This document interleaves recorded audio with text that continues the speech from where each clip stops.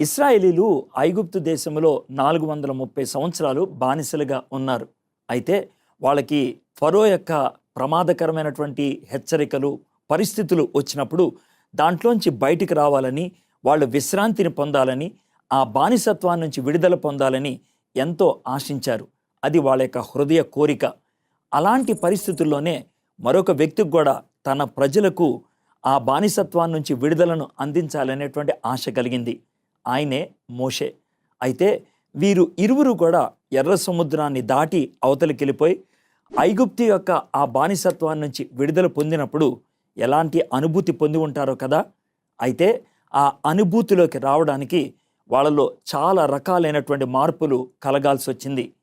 ఈ విషయాన్ని మీకెందుకు చెప్తున్నానంటే, దేవుడు మన కోరిక తీరుస్తాడు, కానీ దేవుడు మన కోరిక తీర్చడానికి మన జీవితాల్లో చాలా మార్పులను ఆశిస్తాడు. తనకి కావలసినటువంటి పద్ధతిలోకి మనల్ని మార్చుకున్న తర్వాత అప్పుడు మన కోరిక తీరుస్తాడు. ఆ విషయాన్ని మనం మోషే జీవితం ద్వారా తెలుసుకోవడానికి ప్రయత్నం చేద్దాం. మోషే ఇశ్రాయేలీలకి స్వేచ్ఛను ఇవ్వాలి అనేటువంటి ఆశ కలిగింది. తనకి అన్ని విధాల హంగులున్నాయి, సామర్థ్యం ఉన్నది, కానీ దేవుడి మీద ముందు ఆనుకోలేదు. అందుకనే పారిపోవాల్సి వచ్చింది. 40 సంవత్సరాలు ఎక్కడో బ్రతికాడు. 40 సంవత్సరాల తర్వాత దేవుడు మండుచున్నటువంటి పొద మధ్యలోంచి మళ్ళీ మోషే దగ్గరకు వచ్చి మోషేని పిలుస్తూ ఉన్నాడు. మోషే, నువ్వు నా దగ్గరకు వచ్చినట్లయితే నేను నిన్ను ఫరో దగ్గరికి పంపిస్తానని. మోషే ఫరో దగ్గర నుంచే పారిపోయి వచ్చాడు. తాను అనుకుంటూ ఉండొచ్చు, ఈ 40 సంవత్సరాలు నా కోరిక కలగానే మిగిలిపోయింది. నేను ఆశపడ్డాను నా ప్రజలకు స్వేచ్ఛనివ్వాలని, నేను వారికి స్వేచ్ఛను ఇవ్వలేకపోయాను సరికదా, నా బ్రతికి ఇలా అయిపోయింది అని అనుకుంటూ ఉండొచ్చు. కానీ దేవుడు విడిచిపెట్టలేదు. మోషే దగ్గరకు వచ్చి, మోషే, నువ్వు నా దగ్గరకు వస్తే గనక నేను నిన్ను పంపిస్తాను అని అంటున్నాడు.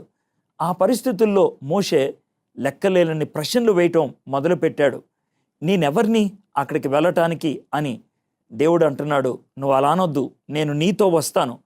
నువ్వు చేయలేవు, నీ కోరికను నువ్వు తీర్చుకోలేవు, నీ కోరికను నేను తీర్చగలుగుతాను. నువ్వు నా మీద ఆనుకున్నట్లయితే నువ్వు అనుకున్నది సాధించగలుగుతావు. నేను చేసేది నువ్వు కాదు. ఇది మొదటి ప్రశ్నకు జవాబు. రెండో ప్రశ్న, నువ్వెవరివి అని అంటే, నేనెవర్ని అని అంటే, సమస్తాన్ని సృష్టించినటువంటి వాణ్ణి, సమస్తానికి సార్వభౌమ అధికారం కలిగినటువంటి వాణ్ణి. నేను ఏదైనా అనుకుంటే గనక దాన్ని వెనుదీయడం అనేది లేదు, నాకు అసాధ్యము అనేది లేదు. ఇది దేవుడు చెప్తున్నాడు మోషేకి. మోషే అంటున్నాడు, నా దగ్గర సామర్థ్యం లేదు కదా అని అంటే, నీ చేతిలో ఏముంది అని అడిగాడు దేవుడు. ఒక కర్ర ఉందని. ఆ కర్ర కింద పడే అది పాము అవుతుంది అంటే దేవుడు మోషేకి ఏం చెప్తున్నాడో తెలుసా? నీ దగ్గర ఏముంటే దాన్ని వాడి నీ మనసులో కోరికను తీర్చడానికి నా శక్తిని ఉపయోగిస్తాను. అది దేవుడు చెప్తున్నటువంటి మాట. మీలో చాలామంది అనుకుంటూ ఉండొచ్చు, నా కోరిక చాలా పెద్దది, నా దగ్గర ఉన్నటువంటి వనరులు చాలా చిన్నవి అని.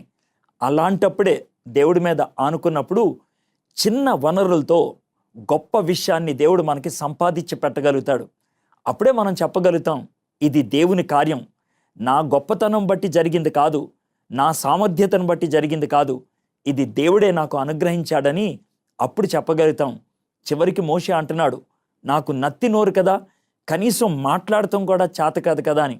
దేవుడు అంటున్నాడు, ఆ నత్తి నోరైనా ఇచ్చింది నేనే కదా, నాకు తెలుసు నీకు ఇచ్చిన దాన్ని నేను ఎలా వాడాలో అని. దేవుడు మనకి కళనిచ్చాడు అని అంటే, ఆ కళ కంటే ముందు ఆ కళను నెరవేర్చగలిగే సామర్థ్యం కూడా మనలో పెడుతూ ఉంటాడు. అది మనం గుర్తించలేకపోవచ్చు. కాబట్టి ఈరోజు నీకున్నటువంటి హృదయ వాంఛ, ఈరోజు నీకున్నటువంటి ఆశ దేవుని ముందు పెట్టు. దేవా, ఇది నా కోరిక, ఇది నీ నుంచి వచ్చిందైతే నువ్వు దీన్ని తీర్చగలుగుతావు. ప్రభా, నా జీవితాన్ని నువ్వు మరల్చు, నీకు కావలసినటువంటి పద్ధతిలోకి మార్చు, నువ్వు నాకు ఇచ్చినటువంటి కళ నా జీవితంలో నెరవేరాలి అని దేవుణ్ణి అడిగినట్లయితే దేవుడు తప్పక మనకి సహాయం చేస్తాడు. సామెతలు 16:3లో ఈ మాట ఉంటుంది, మీ యొక్క పనుల భారం యెహోవా మీద మోపము, ఆయన దాన్ని నెరవేరుస్తాడు అని. మన ప్లాన్స్ని, మన యొక్క డిజైర్స్ని, మన యొక్క డ్రీమ్స్ని దేవునికి అప్పగించినట్లయితే ఆయన తప్పక మన జీవితాన్ని మారుస్తాడు, మన కలను నెరవేరుస్తాడు.